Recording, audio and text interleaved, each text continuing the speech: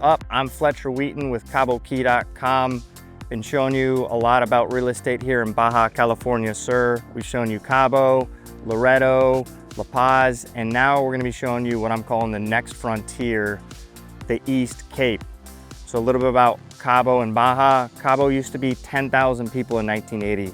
It's now over 400,000. So a lot of the people that are looking at Baja 20, 30 years ago, they're looking for the next lifestyle play. That's exactly what the East Cape is. East Cape has its challenges. Infrastructure, mainly water, power. You need roads, electricity, and water. It's very rare to find all three of those in the East Cape. We're gonna break down this area from Playa Tortuga up to Nine Palms. Stay tuned, gonna show you what it's all about. Okay, so we're in Playa Tortuga. This video is gonna focus from Playa Tortuga up to Nine Palms. This is 20 minutes from downtown San Jose. Up into Nine Palms is maybe another 25 minutes, half an hour. So you're really talking about, an hour. All of this that we're gonna be showing you, that's why I'm calling it the next frontier. Now, once again, you have things that are gonna be limiting, like electricity, for example. The new Vidanta just opened up. That's a huge hotel. They pulled power there. All right, but solar is getting to the point where a lot of people are starting to do this. Just to give people some data, right now, total condos in the East Cape, there's 16. If you go to Cabo, there's over 700 on the MLS right now, just in Cabo San Lucas. You have about those numbers in San Jose as well. So you have a severe lack of inventory in condos. You have 102 homes listed, anywhere from basically maybe 250,000 to these homes right here that they're building. I would assume these are gonna be 5 million and up beachfront, right? There could be a condo project coming in here. So there's gonna be more inventory. And then obviously we were just at a home right there that's being built. That is my client, Tim from Wisconsin. So there's over 400 pieces of land for sale in the East Cape. When we kind of focus on East Cape South, there's 200. So you have a majority of land to choose from. A lot of people buy land for land banking, right? Or they're gonna build immediately. And that's kind of the gist of what we're showing. This is gonna be a very interesting part of the East Cape that I think over the next 5 years is gonna start to develop out.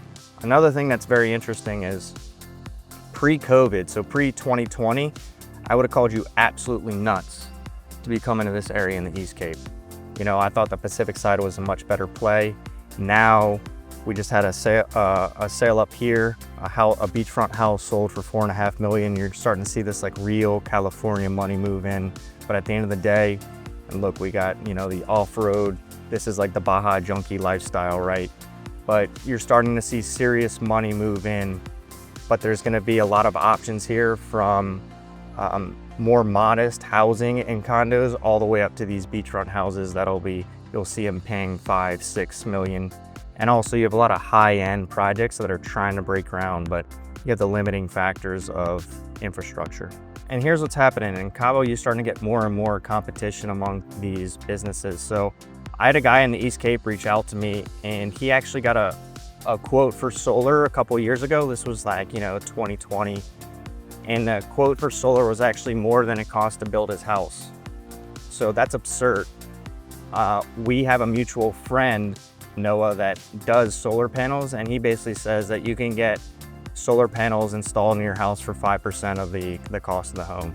So you're starting to see this get more and more competitively priced for you to do this. And on top of it, you're starting to get, the technology is getting better and better, like the batteries that people are using, the Tesla batteries and all this. It's really getting to the point where you could literally have an off-grid project and run it an elevator, because you'll have that storage capacity now. So as we keep going, this is gonna get better and better. However, then you have the issues of water. Where are you getting water? Water's trucked in for right now.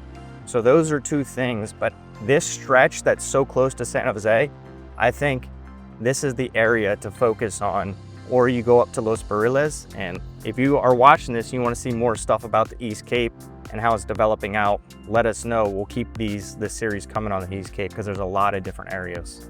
Another really big plus about the East Cape is we're coming up, and this is just gorgeous. You have a lot of surfing right now, right? The East Cape is swimmable. Most of the East Cape is swimmable, where as you go on the Pacific side, you really have very limited options for swimmable beaches just because the drop off is so drastic. It's very dangerous. You know, the joke is you can go swimming once, right? But here along the East Cape, you have this like rustic Baja lifestyle, and there's a lot of surfing.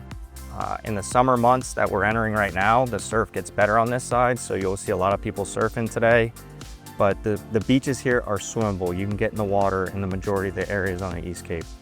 Okay, so there's a high-end golf course community called Querencia in San Jose, and they tried to develop this land. It was actually a joint venture. But they couldn't pull it off, and they were selling homes. They were gonna have a beach club on this side, and it was gonna be $2.5 million, $2 million, basically kind of like a starting price. So a lot of people are trying to do these luxury projects.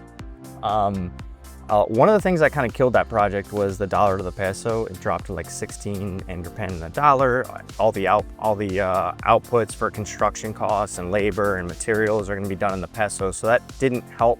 However, there was not as much demand to be able to build this. So it'll be interesting. You have a lot of these types of projects where people are trying to go super high end in the East Cape. But to be honest, a lot of people want this like rustic, laid back vibe, you know, homes from maybe 400, 500,000. That's, 3-4 bedroom, that you have access to the beach, the views and things like that. You're part of an HOA community. So it'll be interesting to see how that all develops out. So this is 10 minutes from Playa Tortuga. This is like your quintessential Baja experience, right?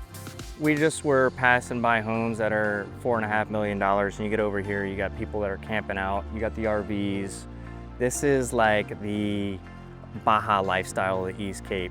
And this is La Fortuna. Once again, if you come out here, come to La Fortuna, you got Shade Pizza and then you got Zai Sushi, both incredible restaurants. But this just shows you the incredible beaches and the lifestyle. That is why I believe that this is the next frontier of Baja. Obviously you have your issues with infrastructure and whatnot, but this is just a cool place to come and explore. And also if you're getting a vacation home and you're in California, you fly down, this is an hour away from the airport, less than that. So I believe this area is gonna get developed out, and I believe it's gonna be done sustainably.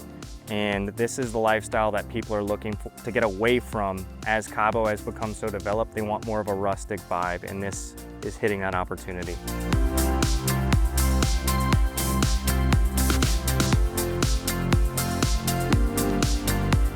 All right, so we are 10 minutes above La Fortuna. This is Nine Palms behind me. This is another incredible beach, another great surf option. The reason this is the last spot is once you get above here, it starts to get much more fringe. There are parts of Nine Palm that does have electricity, by the way. You have the White Lodge Hotel. White Lodge is expanding because there's not many options out here, and their occupancy is about 80%. So you have a lot of demand, and that's why I'm saying I can see this already happening where the East Cape is really starting to get on people's radar, even though it looks like an untapped paradise right now.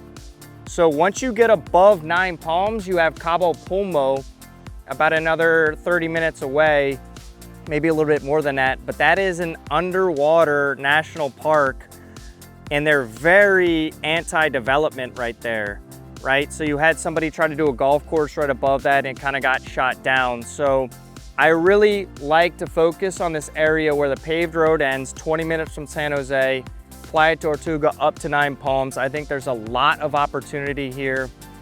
This particular play might be a land purchase and then building a home, right? Or it's these large parcels of land.